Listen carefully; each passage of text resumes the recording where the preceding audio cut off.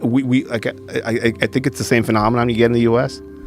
where all of Native Americans were like peaceful and it was like a utopia before they came in. And, but well, that's one that really bothers people when they want this binary sort of analysis of North America. You know, the white people were bad and evil, which for sure they were. And they came over here and there's this good people that were just living off the land in harmony. Like, not really. In fact, they were killing each other. Yeah. Not only that, that was their favorite thing to do. Where we are right now, the Comanches, all those motherfuckers did was eat meat. They didn't have any artwork. They didn't have anything other than bows and arrows. That's all they made. They made teepees, they made bows and arrows, and they fucked everybody up. And their favorite thing was to go to nearby tribes and kill everybody. Yeah. That was their fun time. Yeah. They loved to, and they would torture people in the most horrific ways. In Empire of the Summer Moon, which is an amazing book on the Comanche, from right in this spot, and they would take people that they captured, they would cut their arms and legs off while they were alive. So they would hold them down, immediately hack their arms and legs off, and then throw them on a bonfire to watch them wiggle. Fucking yo. Like, you gotta be. That's dark. Yeah, that's bloodlust. I don't know what that is. I mean, if you, let's say they did that in front of the enemy that they just conquered. Yeah, well, they would keep one guy alive to watch and then let him go. Yeah, go tell everybody. Psychological operations. So at the everybody else gets butchered. One guy they let go. You go tell everybody. No, we're out here. No, no. And also, like, if you think about it, some of the horrors that are still happening down south. Yeah. Just you sent me this message last night of these 6 or 7. I'll send it to Jamie because it's pretty crazy how often this stuff happens down in Mexico and how little of it we ever hear about it. We don't really hear too much about these insane mass murders that take place down there. There was a beheading down in Mexico, and it was it's a safe, or not a historically safe, part of Mexico that where this type of stuff doesn't happen that much, but things are changing rapidly down there. It's evolving quickly. The culture that we have down there. I don't know. Like I do believe that there's some sort of genetic memory. I bet there is. It makes sense. I think there's genetic memory. 6 severed head found on the side of the road, the chilling message in one of Mexico's safest regions. And what part of Mexico is this? I think it's Puebla region, if I'm not mistaken. Yeah, Puebla and Tlaxcala. I mean, it's a beautiful place. If you go to Puebla, visit Puebla, guys. It's beautiful. But this is... Just don't be there at the wrong time. Just don't work for the cartels, I guess. The act... So this is an interesting thing that I heard long ago from somebody. One of the first jobs I did was cut somebody off a bridge. And one of the older guys that was with me, I was like horrified by this kid, 16, 17-year-old kid, told me, oh, they're being kind. And I'm like, what's kind about leaving somebody hanging from a fucking bridge naked? His family's going to get something to bury at least. So it dawned on me that was an act of kindness. So having somebody beheaded is even... So normal. It's even crueler. Yeah, because now have no body. They have no body buried. Yeah. And there's a lot of coffins with just a head, or not even that, in Mexico, buried in the ground. But just think of how insane it has to be to where hanging someone from a bridge is an act of kindness, because at least you could find the body. It is the evolution of what is considered normal in Mexico. People will get shot by the dozens. People will get displayed in this horrific, and people will just go back to work. That's every day. And that's the scary part of it, I think, for most of the people that live down there, is how normalized it has become. It's not an abnormal thing to hear some of these things. And this is not, in terms of America, our understanding of Mexico and cartel culture, this is not something that was ever talked about when I was in high school, It was never talked about when I was a young man. It never came up. It wasn't a thing in the news. Cartel violence was not. I think the first time people started getting like an inkling of this was in the 90s when the phenomenon of this guy Adolfo Constanzo happened.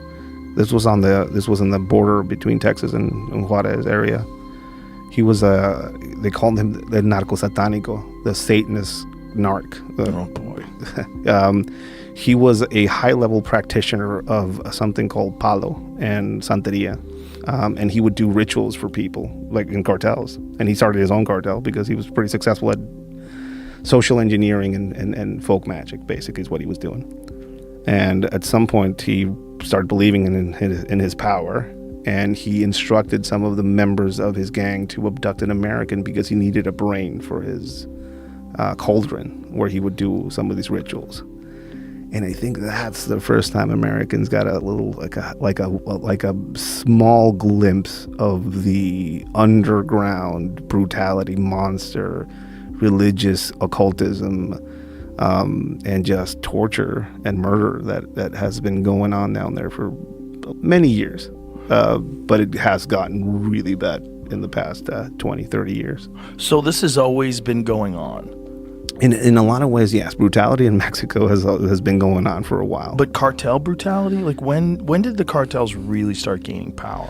I think the 70s and 80s is when we start seeing the formation of the first large organizations and federations that are working to produce and or to traffic substances through Mexico up into the United States. Was it originally cocaine?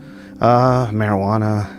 I think originally heroin actually was at the start or the initiation of a lot of this stuff. I think. And where were they getting the heroin? They were planting poppy in the Sierra for the war effort, apparently, for the Americans, because they were running out of shortage of morphine, so they needed a place to plant it.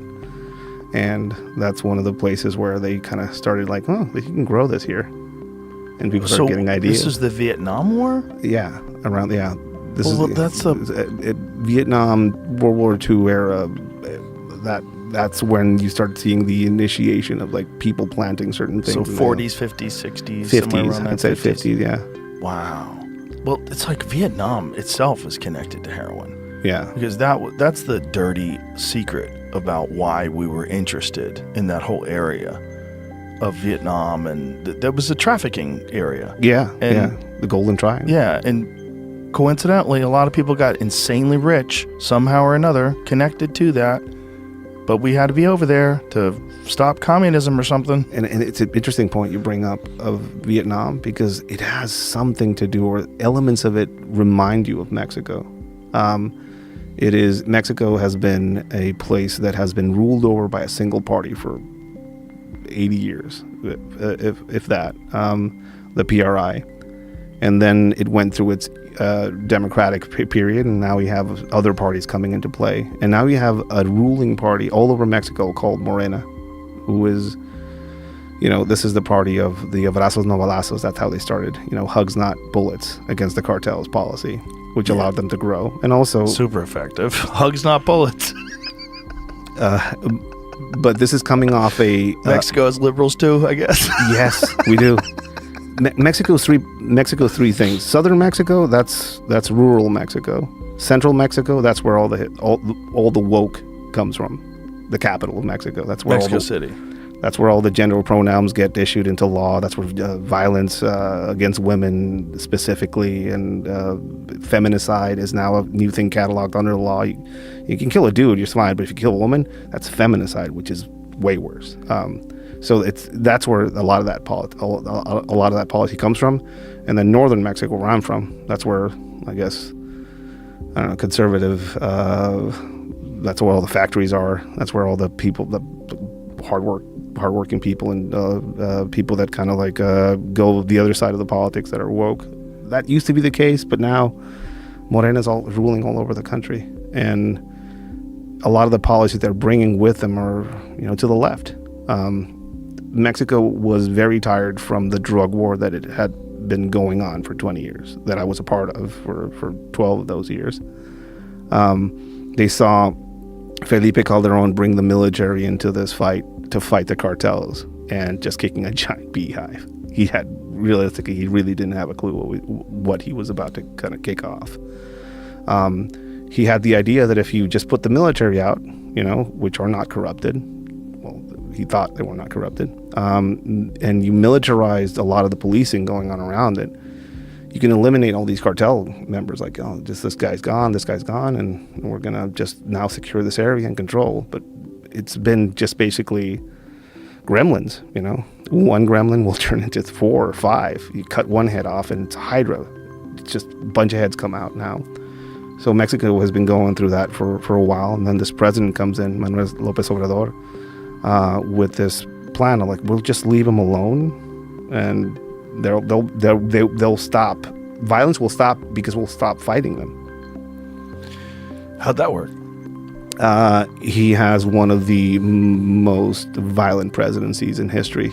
He criticizes Calderon, who started this drug war, over his handling of it. He outmatches him from death during his administration. What we saw in his administration was the politicalization, and they were already in politics, but now they're really overt about it. Now cartels are like, they have their own candidates running for office. The mayor of a city and the police chief of the city, they're all cartel members, and the police force, they're all cartel members in parts of Mexico. Oh boy. All of the political killings that happen in Mexico don't happen because there's a bunch of John F. Kennedys out there that are trying to change things, right? It's because that cartel is sponsoring that candidate, and this cartel is sponsoring that candidate, so I don't want your candidate to win, so I'm going to go shoot him. Well, there was some insane amount of murders during the last election. Wasn't it like 30 plus murders? See if you can find out how many murders there was. Yeah, that sounds about right. It is, again, these criminal organizations have politicized. They've figured out that, how can we operate in this region without having too much issues? Right. Let's make the mayor our guy, right, and let's elect the governor. So we like to think that we're innocent over here, but how much different is it with what we do with pharmaceutical drug companies sponsoring people? Because they pay for people's campaigns, and those people get in with a specific understanding of what kind of laws you need to push through, what kind of mandates you need to make in terms of mandating the use of certain medications. It's a different type of corruption. It's a different type of corruption, but it's still drugs. Still drugs. Yeah, up to 60 politicians in the 2024 general and local elections. 60 politicians were assassinated during pre-campaign and campaign periods. Fucking imagine if that was going on in America. Marjorie Taylor Greene's getting whacked, AOC's getting whacked. Like, that would be fucking crazy.